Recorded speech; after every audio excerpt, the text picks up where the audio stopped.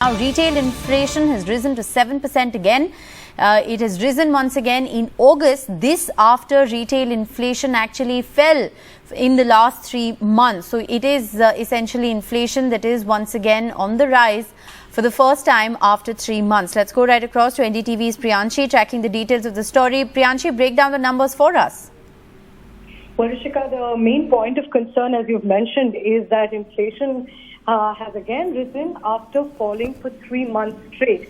Now inflation has gone up to 7% again. Remember, for the last 3 months, inflation was falling. In fact, in the month of July, it fell to as low as 6.7%. And that was the third straight month that inflation actually went down. And this rate that we're currently seeing, the 7% rate, is close to the rate that we saw in June, when it was around 7.01%. So definitely a concern that inflation is on the rise again. And let's tell you what's really behind the inflation increase. The primary category that's behind inflation going up is the food and beverage category. In the month of July, the inflation rate for this category was 6.7%, while in the month of August, it has gone up to 7.6%.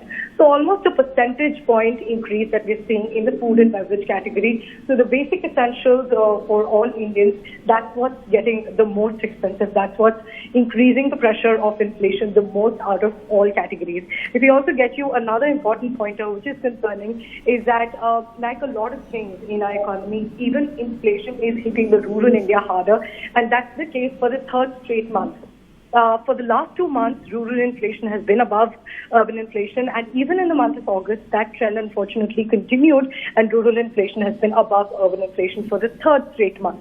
Rural inflation is at 7.15%, while urban inflation is down at 6.72%. Definitely, there's been an increase in both rural and urban inflation, but the increase in rural inflation has been a lot more compared to the increase in urban inflation. If we also get you the categories with the highest inflation, we just told you that the category with the highest inflation increase is food and beverage, but the category with the highest headline inflation figure, that is fuel and light. The inflation figure for fuel and light is at 10.8%. So that's also above 10%. It was above 10% even the last month, and it's again above 10%. So that's also concerning.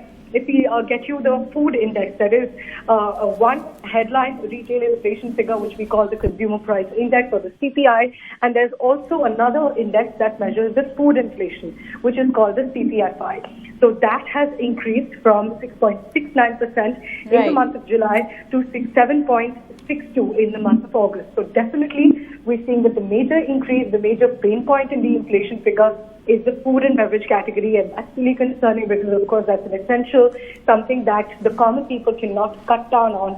This means that they will have to cut down on things like milk, fruits. That is something that we were seeing in our ground reports, that people have to cut down on these things because food is getting expensive, fuel and light is getting expensive. And one reason why we're seeing that fuel and light is sort of hovering around the 10% figure is that the global crude oil prices have been around the pre-war rates of around $95 per barrel. So that's why we're seeing that the fuel and light inflation figure is still around the 10%.